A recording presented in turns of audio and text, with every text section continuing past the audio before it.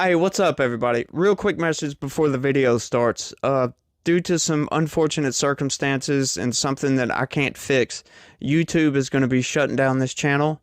So I started a new channel. I put the link in the description down below the video. If y'all could, roll over there, go subscribe. I'm going to start uploading videos to that channel in about 2 weeks. So we're going to keep rolling. We're not going to stop. We're not going to let YouTube shut us down. Thanks. We'll now proceed with the 5-minute rule with questions. I'm going to defer mine to the end and recognize Mr. Biggs of Arizona. Thank you, Mr. Chairman. Ms. Nobles, thank you again for being here. Thank all the witnesses, but thank you for your poignant testimony.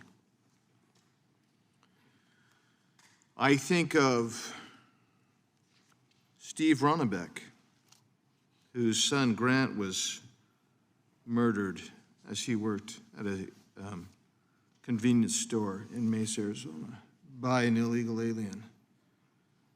Or Marianne Mendoza, whose son Brandon, as a police officer, was killed by an illegal alien in Mesa, Arizona. Our heart goes out to you, Mrs. Nobles. I'm stunned that a witness would say we need to find equilibrium at a time when 6 million plus people have illegally entered the country in the last 2 years. I'm stunned. I'm stunned to know that of 32,000 people,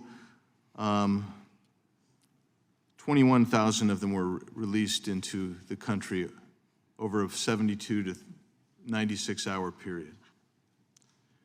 I'm stunned because we don't have control of our border. The CBP Chief Ortiz has testified that the cartels control our border, as has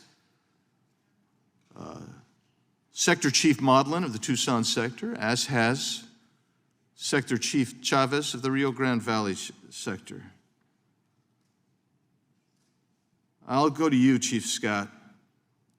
Has Secretary Mayorkas taken the actions necessary and appropriate to achieve and maintain operational control of the borders? Absolutely not, sir. If you listen to the words he states every time, it's about creating safe pathways. When I was chief, we were not allowed to even discuss consequences or actually securing the border. It was all about expediting the processing and avoiding the optics of people backed up into Border Patrol stations. We've heard today about new parole processes being implemented. Last year, over 300,000 people received parole. This year, it'll be over 750,000. Prior to the Biden administration, typically you might see 15 to 20, maybe 20, as high as 25 parole processes. That's because that's an individual process. Even Secretary Mayorkas has testified before this committee that it's an individual process. What has he done to distort the parole process, Chief Scott? I honestly do not understand how they can look at the law and do what they're currently doing with the parole process. By law, every one of those approvals is supposed to be a case-by-case basis. It's supposed to be based on humanitarian reason or a benefit to the United States government. In my entire time in the Border Patrol, I probably approved, and I'm estimating, about 6 or 8 paroles a year at the most, and those were usually to benefit a case or because of some type of a medical condition. But there were tight restrictions put on every one of those. It was probably a packet about 1 inch thick about keeping track of the individual, because the concept of parole is you're allowing someone into the United States that we know does not have a legal right to be here. They haven't proven it, so we're accepting risk on behalf of all of America. That's a heavy burden. We all took that very seriously. I do not believe the Border Patrol can be doing today the legal assessment required for each individual case. It's just not possible. Chief Scott, DHS officials, and I'm quoting now from a New York Times piece, say thousands of migrants are successfully using CBP-1 instead of paying smugglers, close quote. Are we to believe that CBP-1 is an alternative to cartel smuggling, or are we actually using CBP-1 to facilitate cartel smuggling? There's CBP One app is, from my understanding, is basically a queuing mechanism like we used to do at ports of entry with a pen and paper on the south side. Anything that happens on the south side of that border is definitely controlled or influenced heavily by the cartel.